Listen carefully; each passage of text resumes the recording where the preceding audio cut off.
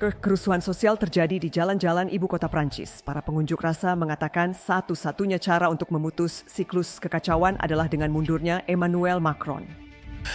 Bagi Emmanuel Macron dan pemerintahannya, ini baru awal perjuangan panjang tentang siapa yang menanggung biaya reformasi. Prancis telah kehilangan Perdana Menteri ketiganya dalam waktu kurang dari setahun.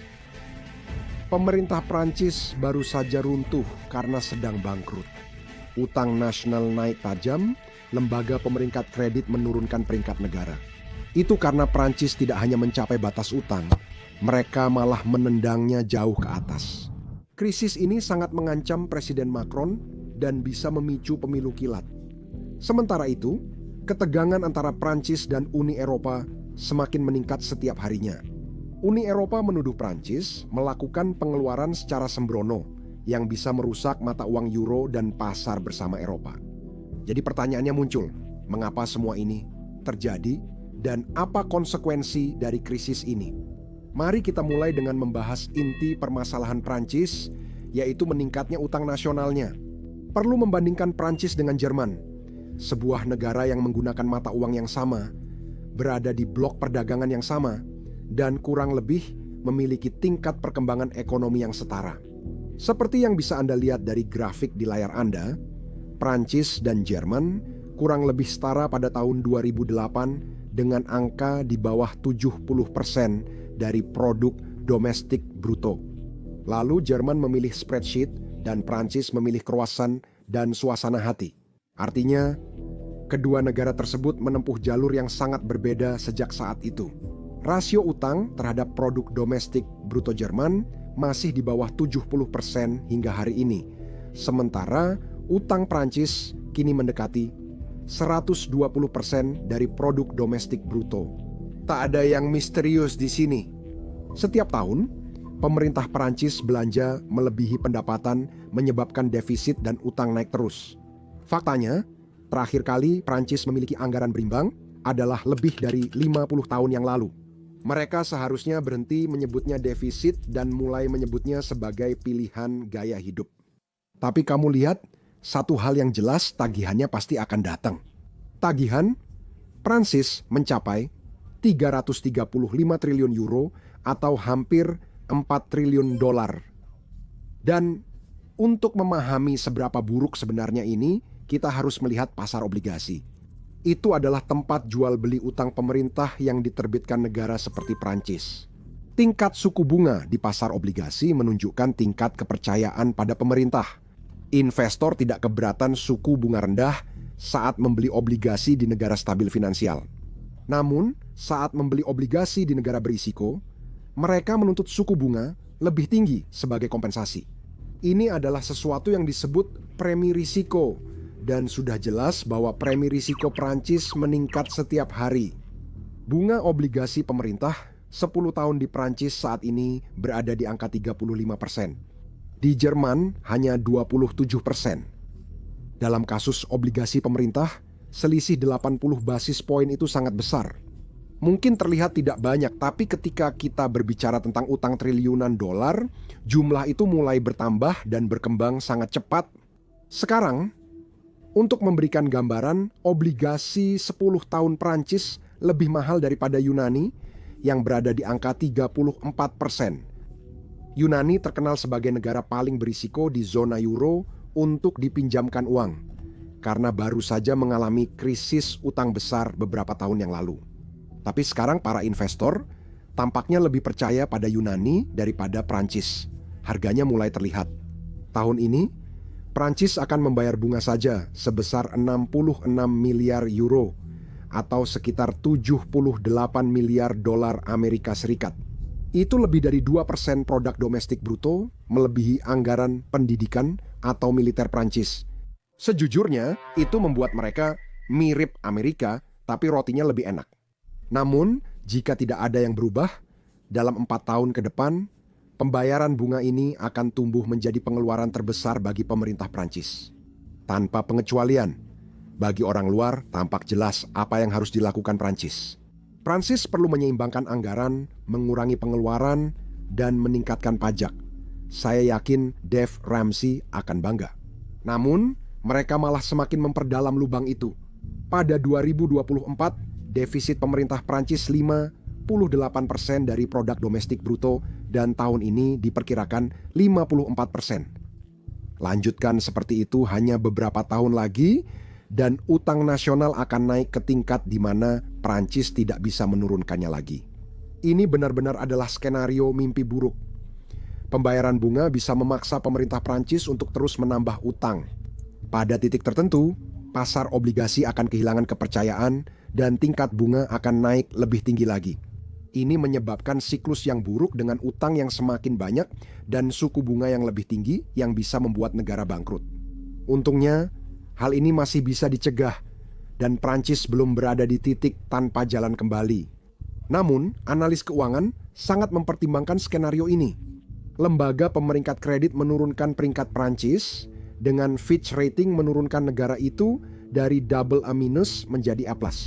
Terdengar positif, namun di pasar obligasi justru sebaliknya. Langkah ini membuat Prancis berada beberapa tingkat di bawah negara sekelasnya. Ini juga menunjukkan kepada dunia keuangan bahwa Prancis adalah negara yang lebih berisiko untuk dipinjamkan uang. Dana pensiun besar dan perusahaan asuransi bisa mulai menghindari obligasi Prancis karena mereka lebih suka berinvestasi di negara-negara dengan peringkat lebih tinggi demi keamanan. Artinya, jika permintaan obligasi Prancis turun, situasi suku bunga makin memburuk. Sekarang, saya yakin banyak dari kalian yang bertanya pertanyaan yang jelas, kenapa semua ini terjadi di Prancis? Namun, negara itu kaya dengan produk domestik bruto per kapita di atas rata-rata Uni Eropa. Meski tampak tidak masuk akal membebani negara dengan utang, mereka tetap melakukannya. Kini, pemerintah Prancis dapat menyalahkan krisis keuangan 2008 COVID atau krisis energi terbaru. Sebenarnya, semua itu alasan yang masuk akal. Banyak utang memang tercipta selama tahun-tahun ini dengan defisit 74% pada tahun 2009 dan defisit 89% pada tahun 2020. Sekarang, menurut ekonomi Keynesian, pemerintah seharusnya mengambil utang selama krisis, terutama untuk memberikan penyangga. Tapi di Prancis, utang dari krisis-krisis ini sebenarnya tidak pernah benar-benar hilang. Sebaliknya, rasio utang terhadap produk domestik bruto terus naik seiring waktu karena negara kesejahteraan Prancis yang unik. Pemerintah memberi pendapatan pada orang miskin, menyediakan jaring pengaman sosial, serta pensiun, layanan kesehatan, dan pendidikan. Ini mirip seperti jaminan sosial dan Medicare di Amerika Serikat, tapi jauh lebih dermawan. Tentu saja, saya tidak ingin terdengar seperti menganggap semua ini buruk. Namun, pada akhirnya tetap ada yang harus membayar karena uang harus berasal dari suatu tempat. Orang Prancis menyukai ini karena merupakan bagian dari kontrak sosial unik antara pemerintah dan rakyatnya. Tapi biayanya sangat besar. Di Prancis, pengeluaran pemerintah sekitar 57% dari produk domestik bruto. Bisa dibilang pemerintah mengendalikan lebih dari setengah ekonomi yang terdengar kurang seperti kapitalisme dan lebih seperti sosialisme ringan dengan anggaran anggur. Di Amerika Serikat, pengeluaran pemerintah 36% dari produk domestik bruto termasuk federal, negara bagian, dan lokal. Pemerintah Prancis perlu mengumpulkan banyak uang untuk membiayai semua ini. Sebagian besar bebannya jatuh pada para pekerja. 47% dari biaya tenaga kerja masuk ke pemerintah dalam bentuk pajak penghasilan pribadi dan iuran sosial untuk karyawan dan pemberi kerja. Pada dasarnya, orang Prancis bekerja untuk membayar pemerintah pada hari Senin, Selasa, dan Rabu pagi. Selain itu, jika Anda bergaji sangat tinggi, Anda harus membayar jauh lebih banyak, dengan pajak dan kontribusi yang jauh melebihi setengah dari penghasilan Anda. Terdapat pajak pertambahan nilai 20% untuk konsumsi, dengan beberapa pengecualian. Perusahaan wajib membayar pajak 25% atas keuntungan di Prancis, plus kontribusi sosial 33% jika tergolong perusahaan besar. Sekarang, tentu saja, semua ini terdengar sangat banyak, tetapi pajak-pajak ini masih belum cukup untuk membiayai semua program yang ditawarkan pemerintah. Dan itulah yang membuat negara ini harus berutang. Hal ini sebagian besar terkait dengan sistem pensiun Prancis yang sangat mahal. Seperempat dari seluruh pengeluaran publik hanya digunakan untuk pensiun, sekitar 420 miliar euro atau 14% dari produk domestik bruto. Itu lebih besar daripada yang Prancis keluarkan untuk pendidikan, pertahanan, transportasi umum, riset, peradilan, dan infrastruktur jika digabungkan. Di atas semua itu, biayanya telah meningkat sangat cepat. Dari 1 triliun euro, utang terakhir Prancis 50% dipakai untuk pensiun. Dalam neraca keuangan, pemerintah Prancis berusaha menyembunyikan hal ini sebaik mungkin. Misalnya, sebagian dari pengeluaran untuk pendidikan sebenarnya digunakan untuk pensiun para guru alias pensiun. Hal yang sama berlaku untuk pengeluaran pertahanan, di mana 1/6-nya digunakan untuk pensiunan tentara. Nah, itu adalah trik akuntansi yang sangat berguna jika Anda perlu mencapai target pengeluaran NATO sebesar 5%. Tapi itu tidak akan membantu melawan Rusia, kecuali ancaman dari 10.000 tentara pensiunan yang jadi bentuk pencegahan militer baru. Namun, satu hal yang jelas, sistem pensiun Prancis pada dasarnya sudah rusak. Ini sudah terjadi sejak awal pembentukannya. Setelah Perang Dunia II, Prancis, seperti banyak negara lain, memutuskan untuk membuat sistem pensiun pay as you go yang diatur oleh negara. Ini berarti orang-orang yang saat ini bekerja membayar untuk orang-orang yang saat ini sudah pensiun. Pada 1960 ini bukan masalah. Setiap 100 orang usia kerja hanya perlu menanggung 18 pensiunan. Tapi sekarang, setiap 100 orang usia kerja di Prancis harus menanggung 36 pensiunan. Alasan mengapa hal ini menjadi tidak terkendali adalah karena menurunnya angka kelahiran di Prancis dan populasi yang menua. Tapi masalahnya, masalah demografi Prancis sebenarnya tidak separah negara maju lain seperti Jerman atau Italia. Namun, pengeluaran pensiun di Prancis tetap tak terkendali, bahkan lebih parah dibanding negara lain. Itu karena ada fenomena unik dalam sistem pensiun Prancis. Sistemnya benar-benar sangat dermawan. Lewat pensiun negara wajib, pensiunan dapat menerima hingga 50% dari pendapatan tertinggi selama 25 tahun. Itu juga disesuaikan dengan inflasi. Saat ini, pembayaran maksimum yang bisa didapatkan para pensiunan dibatasi hingga 47.000 euro per tahun atau sekitar 56.000. Itu melebihi produk domestik bruto per kapita negara itu. Selain itu, orang juga menerima pensiun wajib dari pekerjaan yang dapat meningkatkan pendapatan hingga 70-80% dari penghasilan selama karier. Namun, ini bukan dari negara, melainkan dari rekening individu. Meski begitu, ini tetap tambahan yang baik. Selain itu, banyak pensiunan juga memiliki rencana pensiun pribadi di situs tersebut. Jika dijumlahkan, pensiunan Prancis kini berpendapatan relatif lebih tinggi dari orang dewasa usia kerja. Itu berarti di Prancis, pensiun bukanlah sebuah akhir, melainkan sebuah peningkatan. Hanya negara ini di dunia yang memiliki hal ini, sehingga menimbulkan banyak masalah. Orang dewasa usia kerja adalah mereka yang butuh penghasilan untuk membeli rumah atau memulai keluarga. Selama 20 tahun terakhir, 88% biaya tenaga kerja orang usia kerja dialokasikan hanya untuk pensiunan. Orang dewasa usia kerja di Prancis tengah berjuang menghadapi krisis biaya hidup. Hal lain yang juga tidak masuk akal adalah orang Prancis pensiun sangat dini.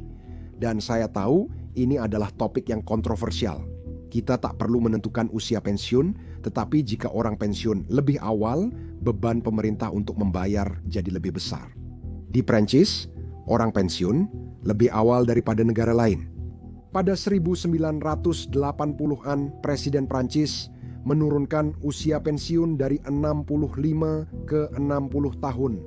Usia pensiun naik jadi 62 lalu 64 tahun. Kenaikan terakhir itu sempat memicu protes besar di Paris beberapa tahun lalu. Kami sudah membahasnya di channel ini. Namun, usia 64 tahun masih di bawah standar internasional. Di Jerman, usia pensiun kini 65 tahun dan akan naik jadi 67 tahun. Di Amerika Serikat, mereka juga akan menaikkannya jadi 67 tahun. Alasannya sederhana. Orang hidup lebih lama, sementara dana untuk pensiun lebih panjang tidak cukup. Dan jelas, Prancis juga tidak punya uang untuk ini. Dengan harapan hidup 83 tahun, orang-orang akan mendapatkan 19 tahun masa pensiun yang menjadi sangat mahal. Tapi menaikkan usia pensiun atau memotong tunjangan pensiunan secara politik itu mustahil. Faktanya, semua orang menyukai ide pensiun dini dengan rencana pensiun pemerintah yang nyaman. Kebanyakan orang memilih untuk mempertahankan sistem pensiun seperti sekarang, terutama generasi boomer. Tapi di sisi lain, orang-orang tidak mau membayar sistem pensiun dengan tarif pajak atau iuran sosial yang lebih tinggi lagi. Ini versi fiskal dari saya mau aplikasi, tapi juga mau makan kue. Ini membuat pemerintah hanya punya satu pilihan, yaitu utang pemerintah. Kedepannya, ini menimbulkan masalah yang terlalu besar. Seperti kata mantan Perdana Menteri Prancis, Michel Rocard, masalah pensiun saja bisa menjatuhkan beberapa pemerintahan. Dia benar sekali, karena inilah yang benar-benar terjadi selama beberapa bulan terakhir. Mari kita bahas krisis politik. Masalah utang nasional dan sistem pensiun berubah menjadi krisis besar bagi Macron. Tapi untuk memahami semua ini, kita harus melihat dulu bagaimana politik Prancis bekerja, karena ini cukup berbeda dari negara lain. Prancis memiliki sistem multipartai dengan cukup banyak partai politik di kiri, kanan, dan tengah. Badan legislatif terkuat adalah Majelis Nasional dengan 577 anggota dipilih dari 577 distrik. Anggap saja seperti Kongres Amerika Serikat. Pemerintah membutuhkan minimal 287 kursi di majelis untuk mengesahkan undang-undang. Sekarang, pejabat pemerintah termasuk Perdana Menteri yang memimpin pemerintahan diangkat oleh Presiden Kepala Negara. Presiden ini dipilih dalam pemilihan nasional yang terpisah. Secara resmi, Presiden sebenarnya tidak benar-benar terlibat langsung dalam pembuatan kebijakan. Tetapi dalam praktiknya, dia berada tepat di pusat politik Prancis, menutupi peran para Perdana Menteri. Sejak 2017, Presiden Prancis adalah Emmanuel Macron. Dia adalah bagian dari Partai Renaissance, yang merupakan partai terkemuka dalam koalisi ensemble yang berhaluan tengah. Dia awalnya sangat berkuasa, namun pada 2022 posisinya melemah drastis. Dia terpilih kembali sebagai presiden, namun aliansinya kehilangan lebih dari 100 kursi di pemilihan legislatif. Artinya, Macron tak dapat meloloskan undang-undang sendiri dan harus berkompromi dengan partai lain. Pada 2024, skenario terburuk terjadi bagi Presiden Macron. Selama pemilihan Parlemen Eropa tahun itu, di mana Prancis bisa memilih perwakilannya untuk Uni Eropa, kelompok sayap kanan National Rally meraih kemenangan besar, mendapatkan lebih dari 2 kali lipat suara aliansi Macron. Persetujuan terhadap Macron turun drastis. Hasil survei pun beragam. Pada 2024, sekitar 60-70% rakyat Prancis tidak setuju dengan presiden itu. Macron kemudian mengambil langkah tak terduga. Beberapa jam setelah mendengar hasil pemilu Eropa, dia membubarkan Majelis Nasional, memicu pemilu kilat. Mungkin dia berpikir bahwa dia bisa mendapatkan keuntungan dari sentimen anti-rapat nasional. Namun, pemilu kilat justru memperburuk masa kepresidenannya. Aliansinya kehilangan 86 kursi, kini hanya 159 dari 577 kursi. Aliansi Front Populer baru, sayap kiri meraih 180 kursi dan menjadi yang terbesar. Rassemblement Nasional, sayap kanan meraih 142 kursi, jumlah terbanyak. Hasil ini menciptakan situasi mustahil. Kubu kiri, tengah, dan kanan tak cukup kursi untuk mayoritas, namun semua enggan bekerja sama.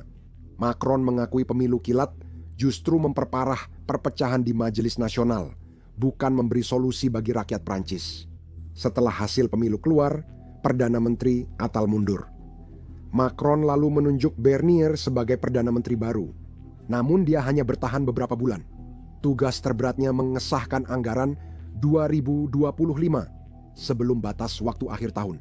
Utang nasional makin tak terkendali, pemerintah ingin memangkas defisit dari 60 miliar euro atau 70 miliar dolar. Namun baik kubu kiri maupun kanan tidak mendukung rencana itu. Hal ini memicu pemungutan suara mosi tidak percaya di Majelis Nasional pada Desember 2024, pertama sejak 1962. Bernier harus mundur tanpa anggaran yang jelas. Setelah kejatuhan itu, Presiden Macron menunjuk Perdana Menteri Breuve untuk tugas mustahil ini. Agar anggaran apapun bisa disahkan, pemerintah baru menggunakan pasal 493 dalam konstitusi Prancis. Pasal ini memungkinkan pemerintah melewati Majelis Nasional dan memaksakan keputusan yang membuat anggaran disahkan pada bulan Februari. Anggaran ini memotong belanja 30 miliar euro dan menaikkan pajak 20 miliar euro. Itu tidak terlalu banyak karena hanya bisa memangkas defisit dari 58% menjadi 54% dari produk domestik bruto. Seperti biasa di dunia politik, oposisi kecewa saat Bril mencoba mengesahkan anggaran 2026 dengan pemotongan 44 miliar euro. Dia digulingkan dalam mosi tidak percaya yang lain lagi. Sekarang Bril sudah tahu dia akan digulingkan bahkan sebelum pemungutan suara dimulai. Dia adalah Perdana Menteri dengan tingkat persetujuan terendah sejak tahun 1958. Tingkat persetujuannya seperti maskapai, makanan, dan masa depan politik MySpace. Ini menunjukkan betapa tidak populernya langkah-langkah penghematan di Prancis. Namun, Breuil menyampaikan satu pidato terakhir yang akan tercatat dalam buku sejarah dengan kata-kata yang sangat tajam. Dia menyalahkan generasi boomer karena tidak peduli dengan situasi utang. Dia berkata, "Kita telah memutus ikatan kepercayaan antar generasi yang merupakan fondasi utama dari kontrak sosial. Anak muda merasa seperti generasi yang dikorbankan, terjebak dalam bentuk perbudakan yang harus mereka bebaskan." Kesadaran yang sejati juga berarti bahwa generasi yang lebih tua harus bersatu untuk meringankan beban utang yang suatu hari nanti harus dibayar oleh anak muda. Sejak musim gugur, Macron telah menunjuk Perdana Menteri baru yang ke-7 selama masa kepresidenannya. Macron menyatakan tidak akan mundur dari jabatan presiden hingga masa tugasnya berakhir pada 2027. Namun kenyataan politik sangat buruk bagi Presiden Prancis karena koalisi sentrisnya telah kehilangan banyak dukungan. Jajak pendapat menunjukkan Partai Rally Nasional unggul 33%, sedangkan Front Populer baru 25%. Koalisi Macron hanya berada di angka 15% dan Partai Republik di angka 11%. Partai Rally Nasional tidak punya insentif untuk bekerja sama lagi, dan mereka menginginkan pemilu kilat baru secepat mungkin. Untuk memperkuat keuntungannya, pihak kiri juga membidik potensi laba. Bahkan jika Macron tidak memilih pemilu kilat, krisis ini bisa semakin merusak reputasinya. Orang mulai mencari alternatif dan lebih mendukung pihak kiri maupun kanan. Namun bahkan jika sayap kiri atau sayap kanan berkuasa di Prancis, masalah defisit tidak akan terselesaikan. Karena tak ada yang benar-benar ingin menyelesaikan masalah utama, mereka hanya menginginkan kekuasaan. Tahun lalu, sebelum pemilu, Front Populer yang baru sudah mempresentasikan rencana ekonomi mereka. Mereka ingin menaikkan pengeluaran pemerintah secara besar, termasuk kenaikan gaji pegawai negeri, subsidi perumahan, serta tambahan anggaran kesehatan dan pendidikan. Mereka juga ingin menurunkan usia pensiun ke tingkat sebelum tahun 2010, yaitu 60 tahun. Untuk mendanai program ini yang biayanya cukup besar, mereka ingin mengenakan pajak kekayaan kepada orang kaya, dan mereka ingin mengambil uang dari perusahaan-perusahaan besar. Tahun 2026 mereka targetkan 150 miliar euro dari cara ini. Dalam kata-kata seorang sosialis Prancis, mereka ingin mengambil uang dari kantong orang-orang yang memiliki kemampuan untuk memberikannya. Mereka ingin membelanjakan sebagian besar uang itu karena mengurangi defisit, bukan prioritas utama. Program ekonomi ini telah memicu kemarahan, dengan para kritikus menyebutnya sebagai delusi total. Mantan Kepala Ekonom International Monetary Fund menyatakan hal ini akan membuat pengusaha mengemasi barang dan meninggalkan negara ini. Namun, alasan banyak orang mendukung rencana ekonomi sosialis yang radikal sangat bisa dimengerti. Ada ketimpangan kekayaan yang semakin meningkat di Prancis dengan para lansia mengumpulkan banyak sekali modal. Pekerjaan sekarang tidak membayar seperti 60 tahun yang lalu. Hal ini kemudian menyebabkan fenomena lain, yaitu kekayaan warisan. Di Prancis, 60% kekayaan berasal dari warisan dan angkanya terus naik cepat.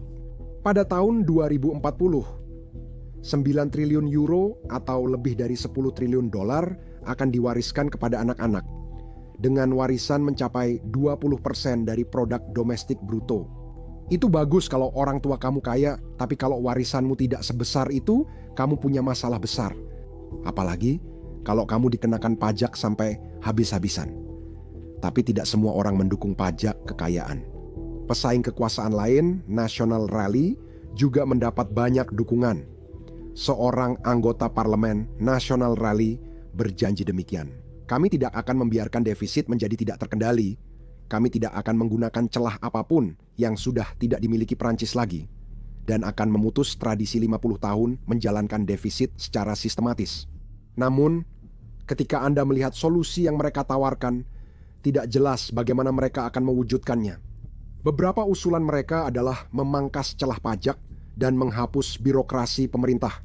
Mereka juga ingin memangkas tunjangan untuk imigran dan membatasi akses ke suaka pengungsi yang mahal yang sangat mendapat sambutan dari masyarakat. Mereka juga ingin memangkas pengeluaran untuk kebijakan penanggulangan perubahan iklim. Mereka juga ingin mendapatkan potongan dari Uni Eropa atas kontribusi mereka. Tapi hal-hal ini bukanlah tempat sebagian besar uang pemerintah sebenarnya digunakan. Sebagian besar uang itu digunakan untuk pensiun bagi para lansia. Rapat Nasional tidak akan berkompromi untuk sementara waktu. Mereka juga berargumen untuk menurunkan usia pensiun dari 64 tahun kembali ke 60 tahun. Meskipun sekarang mereka mengatakan itu hanya untuk orang-orang yang sudah bekerja selama 40 tahun. Tidak ada partai besar yang ingin memangkas pengeluaran pensiun, dan partai yang melakukannya akan kalah dalam jajak pendapat. Tapi masih ada satu lapisan lagi dari cerita ini yang belum kita bahas. Dan itu adalah hubungan Prancis dengan Uni Eropa yang dengan cepat memburuk. Jadi begini, semua utang yang dibuat di Prancis itu dihitung dalam euro, mata uang yang digunakan oleh 20 negara berbeda. Prancis adalah bagian pasar tunggal Eropa bersama 26 negara lain. Karena mereka semua saling bergantung satu sama lain, Uni Eropa telah membuat beberapa aturan untuk melindungi mata uang dan pasar tersebut. Dalam salah satu perjanjian yang disebut Maastricht, mereka memutuskan bahwa defisit maksimum bisa sebesar 3% dari produk domestik bruto dan utang nasional maksimum bisa sebesar 60% dari produk domestik bruto. Sekarang, aturan ini berubah karena saat krisis ekonomi, negara-negara boleh defisit di atas 3%. Dan ketika negara-negara melebihi aturan utang terhadap produk domestik bruto sebesar 60%, mereka hanya perlu mengurangi utang nasional secara bertahap. Namun, sementara beberapa negara mematuhi aturan-aturan ini, seperti Jerman dan Belanda, beberapa negara benar-benar mengabaikannya. Hal ini pernah menyebabkan krisis ekonomi zona euro, di mana beberapa negara anggota memiliki utang yang tidak terkendali. Mereka perlu bantuan negara lain agar tidak hancur. Hal ini hampir menghancurkan proyek Uni Eropa karena negara-negara dengan keuangan yang sehat tidak suka menyelamatkan negara-negara yang bermasalah. Untuk mencegah hal ini terjadi lagi, Uni Eropa meningkatkan pengawasannya dan meluncurkan prosedur defisit berlebihan dengan sanksi potensial terhadap negara-negara yang mengabaikan aturan 3%. Negara-negara kini kembali mengabaikan aturan itu dengan Prancis sebagai contohnya. Negara itu melakukan pengeluaran defisit besar melampaui norma Uni Eropa. Itulah sebabnya Uni Eropa baru-baru ini meluncurkan prosedur defisit berlebihan terhadap Prancis dengan mengatakan bahwa utang Prancis menciptakan risiko tinggi dalam jangka menengah. Secara teori, Uni Eropa sekarang bisa menuntut Prancis untuk membayar denda kepada negara-negara lain. Hal itu belum pernah terjadi sebelumnya, dan kemungkinan besar tidak akan pernah terjadi karena konsekuensi politiknya. Ada risiko nyata bahwa Prancis mengikuti Inggris dan keluar dari Uni Eropa dalam apa yang disebut Frexit, karena negara-negara memang tidak suka diawasi oleh negara lain. Namun Uni Eropa tak bisa diam saja. Prancis adalah ekonomi terbesar kedua di Uni Eropa. Jika mereka tidak patuh aturan, tak ada yang akan melakukannya. Italia punya rasio utang terhadap produk domestik bruto 135% dan Uni Eropa meminta mereka memangkasnya. Jika Prancis tidak melakukannya, Italia juga tidak. Hal serupa terjadi di Polandia yang memicu prosedur defisit berlebihan Uni Eropa dengan defisit 66% dari produk domestik bruto tahun lalu. Mereka juga tidak ingin melambat. Argumen mereka adalah bahwa pengeluaran defisit mereka merupakan alat yang hebat untuk mendorong pertumbuhan ekonomi dan investasi, dan mereka merasa mampu melakukannya tanpa masalah utang jangka panjang. Namun, pengeluaran yang berlebihan tetap bisa menyebabkan masalah besar di kemudian hari, terutama ketika Prancis mengalami krisis keuangan. Uni Eropa tidak akan pernah membiarkan Prancis bangkrut, karena hal itu akan menyebabkan kehancuran pasar Eropa dan mata uang euro. Namun di Jerman, Belanda, Swedia, Denmark, dan negara-negara lain, opini publik bisa berbalik menentang Prancis dan Uni Eropa secara umum. Apa gunanya punya mata uang dan pasar bersama jika negara lain selalu bermasalah? Jadi masalah krisis utang Prancis ini sangat penting, baik untuk masa depan Prancis maupun masa depan Eropa. Sebuah kehancuran memang belum akan terjadi dalam waktu dekat, tapi jika masalah-masalah ini tidak ditangani, situasinya bisa menjadi sangat buruk. Bagi orang luar, hal-hal ini mungkin terasa aneh. Lagi pula, bukankah orang-orang bisa melihat bahwa pemerintah mereka sedang bangkrut? Dan bukankah orang-orang bisa menerima bahwa pemerintah harus melakukan pemotongan, terutama pada dana pensiun? Sekarang, ini memang terdengar seperti pertanyaan yang masuk akal, tapi masalahnya, masalah yang sama sedang terjadi di seluruh dunia. Di Amerika Serikat, defisit tahun lalu mencapai 64% dari produk domestik bruto, lebih tinggi dari Prancis. Dan rasio utang terhadap produk domestik bruto Amerika juga lebih tinggi daripada Prancis, yaitu sebesar 119%. Alasannya sederhana, karena kedua partai terus mengesahkan undang-undang pengeluaran besar-besaran. Masalah serupa juga terjadi di Eropa Selatan yang sedang menghadapi tantangan yang sama.